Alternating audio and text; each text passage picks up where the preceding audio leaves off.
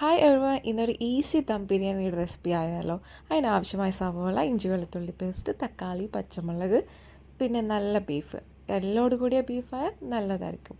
Cooker അടുപ്പത്ത് വെച്ച് ആവശ്യത്തിന് എണ്ണയും നെയ്യും ഒഴിച്ചിട്ട് മസാലകളായ പട്ട, ഗ്രാമ്പു, ഏലക്ക, കുരുമുളക് ഇട്ട് നല്ലപോലെ സോട്ട് ചെയ്യുക. അതിനുശേഷം അരിഞ്ഞു വെച്ചിരിക്കുന്ന സവോള അതിലേക്ക് ചേർത്ത് നല്ലപോലെ വഴറ്റുക.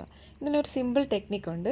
സവോള ഇട്ട് കുറച്ച് ഉപ്പ് ആഡ് ചെയ്ത് അതിനുശേഷം കുക്കർ അടച്ചു വെച്ചിട്ട് ഒറ്റ വിസിലടിച്ച് കഴിഞ്ഞാൽ സവോള വേഗം തന്നെ വഴന്ന് കിട്ടുന്നതാണ്.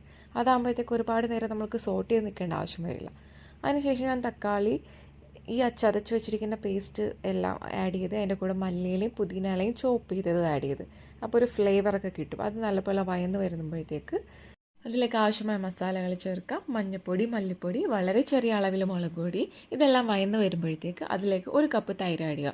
ഇത് വീണ്ടും നല്ലപോലെ വഴറ്റി ഏകദേശം പാകം ആകുമ്പോഴത്തേക്ക് അതിലേക്ക് കഴുകി വെച്ചിരിക്കുന്ന ബീഫ് ചേർക്കുക.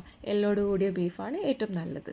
ഇതെല്ലാം കൂടെ നല്ലപോലെ മിക്സ് ചെയ്ത് കുക്കറിൽ ഒരു 6 വിസിൽ അടിച്ചു കഴിയുമ്പോഴത്തേക്ക് ഏകദേശം കുക്കായി കിട്ടുന്നതാണ്. ചില ബീഫിൻ്റെ വേവ് വ്യത്യാസം അനുസരിച്ചും ബീഫിൻ്റെ വലുപ്പം അനുസരിച്ചും 8 വിസിലുകൾ വരെ അടിക്കേണ്ടതായിരിക്കും.